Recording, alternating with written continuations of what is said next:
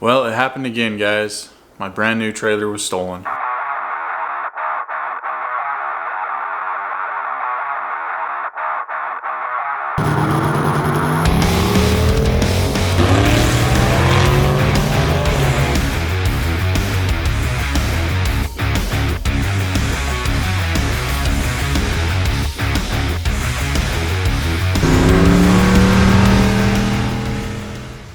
So last Monday on Memorial Day, about 8:30 p.m., I got a notification on my cell phone that my trailer had left the area that it was parked in. Now luckily I had a GPS on my trailer, and it notifies me as soon as the GPS leaves the area that I have designated for it to stay in.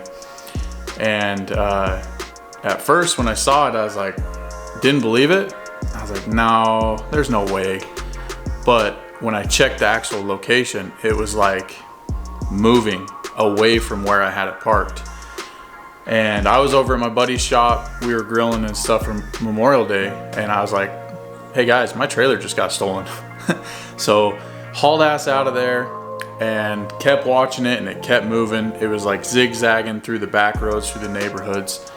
And I immediately got on the phone with the police and told them, the location of it.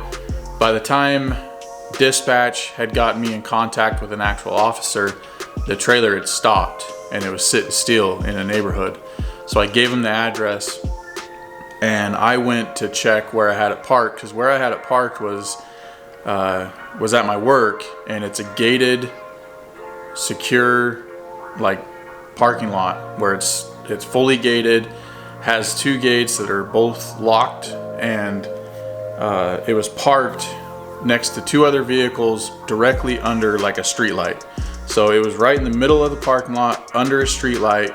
I had a tongue lock on it. I had the axles locked with a cable and padlock, and someone went in, cut the gate open, pulled in there, hooked it up, cut both locks off, and it took them about 15 minutes to hook the trailer up, all under a direct light and on a busy street. Nothing was reported, nothing at all. So luckily that GPS was on there, but I want to say it was about 20 minutes between the time that the GPS notified me that the trailer had left and the cops actually caught him. When the cops rolled up to him, he was stopped on the side of the road. He had just pulled off into a neighborhood real quick, and he was out trying to remove the license plate off of the trailer, and he had ripped it and thrown it, and they couldn't find it. So luckily they caught the guy and I got my trailer back. But man, it is just, I don't know what it is. The first trailer, I understand that one. Where I come from, we never locked anything. Everybody was just honest, small town living. So the first trailer I had parked on the side of work, no lock on it, no nothing. And in the middle of the day, someone pulled over in there with a truck, hooked onto it and took off. But this trailer, I had the tongue lock, I had the axles locked, and I had it parked under the light. So it was right in the middle, out in the open where everyone could see it. And still, some piece of shit broke in there and stole my trailer. So I'm gonna have to find somewhere better to store this thing. I can't store it at my house. There's just no room for it. So luckily I have a few friends that have RV gates and have room to store it for me, but I don't want to leave it in their houses forever. So it just sucks that people have to be pieces of shit and steal stuff that doesn't belong to them. So not only is this guy getting, theft of a trailer on his record, but he's also getting charges by where I work for breaking in. I think he's getting 3rd-degree burglary. So hopefully he's going to prison for a while. But with all that being said, let's get on to some more exciting things. I told you guys that I was going to try and keep you guys up to date as much as possible on the 6.0 build for the S10, and not a whole lot's been getting done. The block's been at the machine shop guy for about a week now to get the cam bearings put in and cleaned up and everything. And so while I'm waiting for him, I've just been kind of cleaning up parts.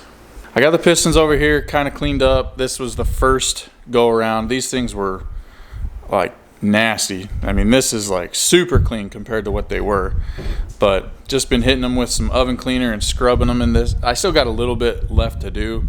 I want to get the ring lands cleaned out a little bit better, but cleaning those up.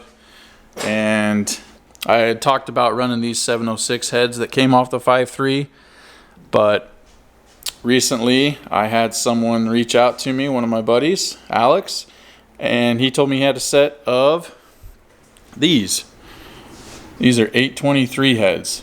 So I picked these up from him, and they're not too bad. They're a little bit grimy in the intake ports, as suspected. Ew, see? Look at that. Oh, oh man. But not too bad. I think today I'm going to work on swapping the springs from those heads onto these heads, getting these cleaned up a little bit, probably lap the valves. First I'm going to check, make sure none of the valves are leaking, and then we'll swap the springs over, maybe lap the valves, just see how ambitious I'm feeling. Get them cleaned up a little bit, and there's also 2 broken exhaust manifold bolts in the one head that I need to remove. I don't know if I'm going to get all this stuff done today, but I'm not going to bore you with all the little bit of cleaning and stuff like that, so most of this is going to be time-lapsed, and I'm going to quit talking and just get to work.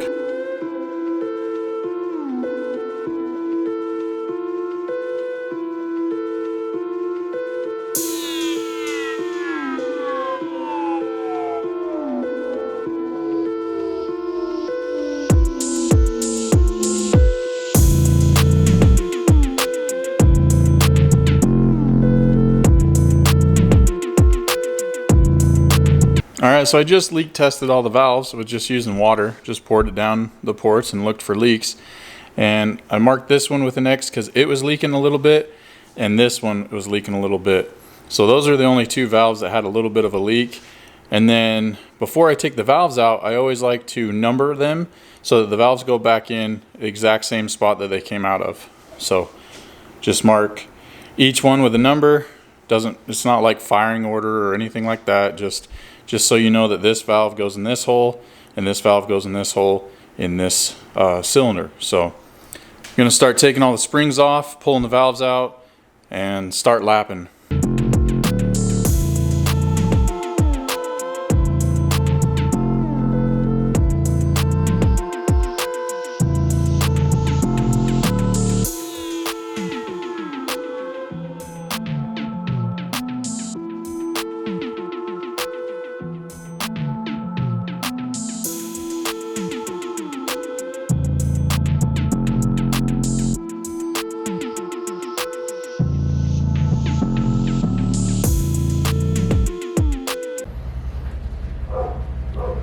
Sounds like George just pulled up.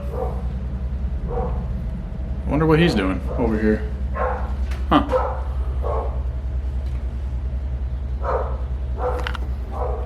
Yep. Dog's barking, so someone's here.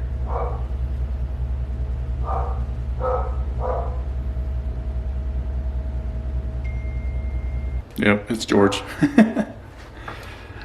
Waiting for him to get out of his truck so I can open the garage door and not let all the AC out.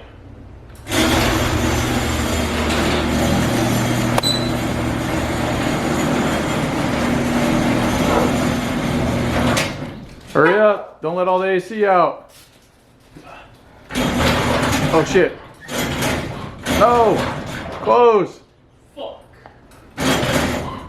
What's in the way?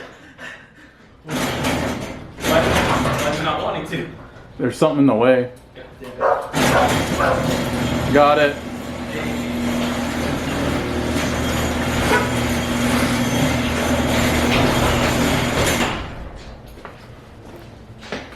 What brings you over here? Well, I was checking out a 4.8. Turns out it didn't have any heads, and I wasted my time. That's not enough for both of us. Oh no, it's not. It's definitely not. I'm You just, already got a bitch sticker on? What? You already got a bitch sticker on? What's a bitch sticker? That What? on your thumb? Oh, yeah. This? Yep. Yep. I sliced it on turbo somehow, just moving it. Damn, son, you were leaking. Yeah. Rust. No, you were No, leaking. that's God blood. damn. Yeah, that's blood. Like I was moving the turbos and I was like, why is there blood everywhere? And I looked at my thumb and it was just gushing. Nice. So, yep. Got the old duct tape and rag fix, but There you go. yeah, I'm just taking these heads apart so I can lap the valves. A couple of the exhaust valves were leaking. So, gotta lap them. More of that. There's some corrosion buildup on the face of them, but You got a lap exhaust on? yeah. Well, you're probably just gonna get them with the wire glue real quick. I forgot I need to get valve stem seals too. Yeah, you probably want those. Yeah, I forgot those. I just don't have those. I'll just get them from work. I don't need to finish it today. But yeah. So, which part of this isn't working? Huh? Which part of this isn't working? Well, it hits that stud. The stud right here. The valve cover. See, it's rocking on it. Yeah, you just need to press the spring, right? Nope, I'm fucking stupid. Alright, yeah, I see what you're saying. Now you got people hitting you up for that intake or what? No, that's a bunch of other shit. Oh, probably these intake. $600. So instead, I'm just gonna do this. Yeah, it's a lot faster. A lot less fucking around.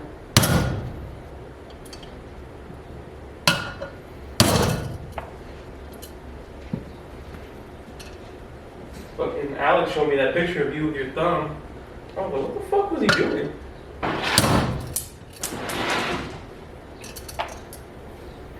George, you gotta watch what your language when you're on film. Oh, are you actually filming? Yeah. Oh, I thought you turned it off. I'm always filming. Except for when you're not.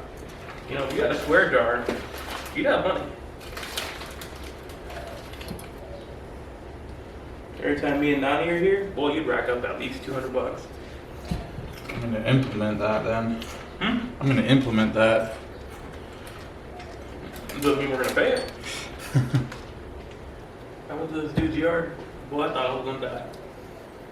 It feels like everywhere I go to pick up an engine is either desolate or wild sketchy. And this was both.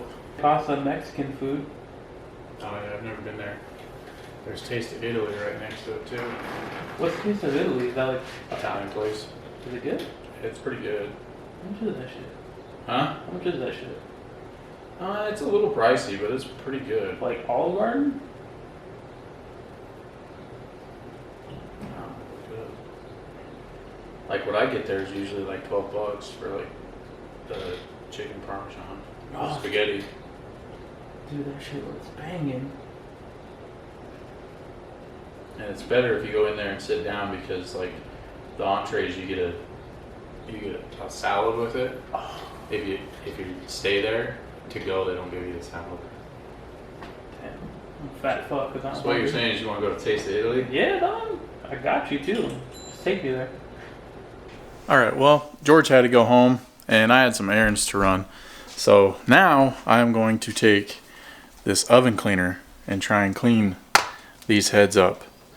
I just realized that my numbering system is going to be gone now, so I got to try and figure out a way to keep these in, keep these things oriented so that I can put all the valves back in the same spot like I mentioned earlier. So I'll figure that out, and then we're going to douse these things with this oven cleaner and hopefully get rid of some of this gunk because it is nasty. I mean, it is like tar. So hopefully this stuff works.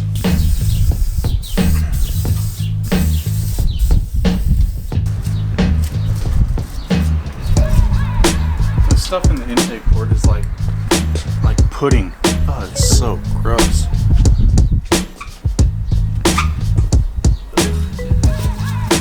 This is a different oven cleaner than I normally use. I don't really like it as much. I don't know, I guess the proof is in the pudding. We'll see how it looks when I rinse it.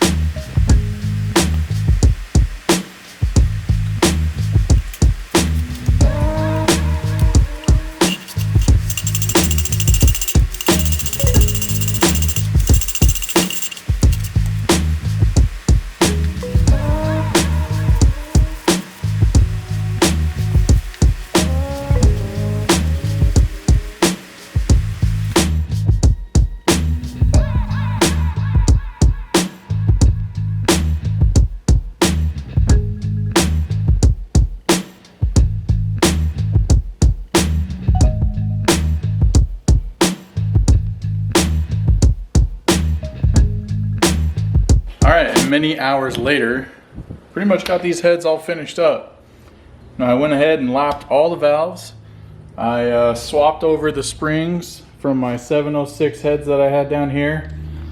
I even reused the valve stem seals from those 706 heads because it was Saturday, everywhere was closed, and I didn't want to wait, so they were still in good shape. They were pretty much brand new. So reused the valve stems, reused the springs. I'm probably gonna get a new trunnion upgrade for these rocker arms because with these rectangle port heads, they have the offset rocker arms, so I couldn't reuse the ones from the 706. So that's basically the only thing I couldn't reuse from those heads. But yeah, got everything lapped up and swapped over, and I didn't really get them cleaned up very well. They had a lot of bake done, and just this truck was consuming a lot of oil. So the intake runners still need a little bit of cleaning. The combustion chambers still need a little bit of cleaning, but for the sake of the video, I didn't spend a whole lot of time cleaning it because I want to get this video done and up for you guys. So I'll go back and clean these up better later on. Now the way that I lap valves may not be the correct way, but it's how the old timer that I used to work with at the dealership showed me how to do it. So I use a drill, as you guys kind of saw in that time lapse, and I use one of these little vacuum caps to protect the valve stem, and I just chuck the valve up in the drill and spin it and sit there and just tap, tap, tap, tap, tap, and I go both directions a few times, and it's always worked pretty well for me. So, but these heads are pretty much finished up. Like I said, I just need to now scrub them to make them look all pretty and clean now. But whoa, that's my tripod. So with changing over to the rec port heads, that means that I do need to change intake manifolds, and this can kind of go one of two ways. I can sell the carbureted intake manifold that I had on it before, put that money towards a new carbureted intake manifold for rec port, or I got this stock EFI intake manifold with the heads. So I'm kind of debating on which way I want to go. Do I put the carburetor back on it? Do I go EFI? So I'm not really sure what I want to do yet. Which way am I going to go? I don't know, but you're just going to have to keep watching to find out. So that's going to do it for me, guys. Thanks for watching. I'll see you guys later.